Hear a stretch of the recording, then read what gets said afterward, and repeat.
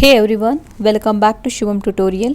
ಇವತ್ತಿನ ವಿಡಿಯೋದಲ್ಲಿ ನಾನು ಫಸ್ಟ್ ಇಯರ್ ಅಕೌಂಟೆನ್ಸಿ ಕ್ವಶನ್ ಬ್ಯಾಂಕನ್ನು ಹೇಗೆ ಡೌನ್ಲೋಡ್ ಮಾಡ್ಕೊಳ್ಳೋದು ಅಂತ ಹೇಳ್ತೇನೆ. ಸೊ ಈ ಒಂದು ಕ್ವಶನ್ ಬ್ಯಾಂಕ್ ತುಂಬಾ ಇಂಪಾರ್ಟೆಂಟ್ ಆಗುತ್ತೆ. ನಿಮಗೆ ಪ್ರಾಕ್ಟೀಸ್ ಪಾಯಿಂಟ್ ಆಫ್ ವ್ಯೂಗೆ ಇಲ್ಲಿರುವಂಥ ಕ್ವಶನ್ಸ್ಗಳನ್ನ ನೀವು ಸಾಲ್ವ್ ಮಾಡಿಕೊಂಡ್ರೆ ಎಕ್ಸಾಮಿಗೆ ಅದರೊಳಗಿರುವಂಥ ಕ್ವಶನ್ಸ್ಗಳು ಬರೋ ಚಾನ್ಸಸ್ ಇರುತ್ತೆ. ಸೊ ಹಾಗಾಗಿ ಕ್ವಶನ್ ಬ್ಯಾಂಕನ್ನು ಹೇಗೆ ಡೌನ್ಲೋಡ್ ಮಾಡೋದು ಅಂತ ಹೇಳಿ ನೋಡೋಣ. ಫಸ್ಟು ನೀವು ಗೂಗಲಿಗೆ ಹೋಗಬೇಕಾಗತ್ತೆ. ಸೊ ಗೂಗಲಲ್ಲಿ ಸರ್ಚ್ ಮಾಡ್ತೀರಿ PUE.KAR.NIC.in.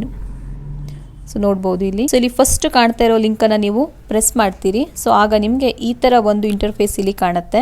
ನೋಡ್ಬೋದು, ಕರ್ನಾಟಕ PU ಬೋರ್ಡಿನ ಒಂದು ಸೈಟ್ ಇಲ್ಲಿ ಓಪನ್ ಆಗಿದೆ. ಸೊ ಇಲ್ಲಿ ಸಿಲೆಬಸ್ ಆ್ಯಂಡ್ ಟೆಕ್ಸ್ಟ್ ಬುಕ್ ಅಂತ ಇದೆ ಅಲ್ವಾ, ಸೊ ಇದ್ರ ಮೇಲೆ ಕ್ಲಿಕ್ ಮಾಡ್ತೀರಿ. ಸೊ ಇಲ್ಲಿ ನಿಮಗೆ ಫಸ್ಟ್ ಇಯರ್ ಮತ್ತು ಸೆಕೆಂಡ್ ಇಯರಿಗೆ ರಿಲೇಟೆಡ್ ಆಗಿ ಅಪ್ಡೇಟ್ ಆಗಿರುವಂಥ ಇನ್ಫಾರ್ಮೇಷನ್ಗಳು ಸಿಗುತ್ತೆ. ಮೀನ್ಸ್ ಅಪ್ಡೇಟ್ ಆಗಿರುವಂಥ ಸಿಲೆಬಸ್ಗಳಿರ್ಬೋದು, ಕ್ವಶನ್ ಬ್ಯಾಂಕ್ಗಳು ಇಲ್ಲಿ ನಿಮಗೆ ಅವೈಲೇಬಲ್ ಇರುತ್ತೆ. ಸೊ ನೀವು ಇಲ್ಲಿ ಚೆಕ್ ಮಾಡ್ಕೊಳ್ಬೋದು. ನೋಡಿ, PUC ಸಿಲೆಬಸ್ ಅಂತ ಇದೆ, ಹೌದಾ. First PUC accountancy question bank ಅಂತ ಇದೆ ನೋಡಿ, ಇದ್ರ ಮೇಲೆ ಕ್ಲಿಕ್ ಮಾಡ್ತೀರಿ. ಸೊ ಇದ್ರ ಮೇಲೆ ಕ್ಲಿಕ್ ಮಾಡಿದಾಗ ನಿಮಗೆ PDF ಫಾರ್ಮಲ್ಲಿ ಇದು ಇರುತ್ತೆ.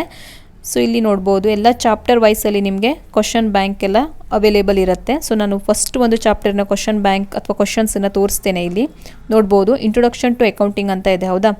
ಸೊ ಇಲ್ಲಿ ನೋಡಿ, ಫಿಲ್ ಇನ್ ದ ಬ್ಲ್ಯಾಂಕ್ಸ್ ಎಲ್ಲ ಇದೆ, ಮಲ್ಟಿಪಲ್ ಚಾಯ್ಸ್ ಎಲ್ಲ ಇದೆ, ಎಲ್ಲ ಥೇರಿ ಇದೆ ಇದರಲ್ಲಿ. Because first chapter second chapter ಎಲ್ಲ ಕಂಪ್ಲೀಟಾಗಿ ಥೇರಿ ಇರುತ್ತೆ ನಿಮಗೆ. ಸೊ ಅದಾದ ನಂತರ ಕ್ಯಾಲ್ಕುಲೇಷನ್ ಪಾರ್ಟ್ಗಳು 3ನೇ ಚಾಪ್ಟರಿಂದ ಸ್ಟಾರ್ಟ್ ಆಗುತ್ತೆ. ಸೊ ಅದನ್ನು ಬೇಕಿದ್ರೆ ನೋಡ್ಬೋದು. ಇಲ್ಲಿ ನೋಡಿ, ಜರ್ನಲ್ ಎಂಟ್ರಿಗೆ ರಿಲೇಟೆಡ್ ಆಗಿ ಟ್ರಾನ್ಸಾಕ್ಷನ್ಗಳನ್ನೆಲ್ಲ ಕೊಟ್ಟಿದ್ದಾರೆ.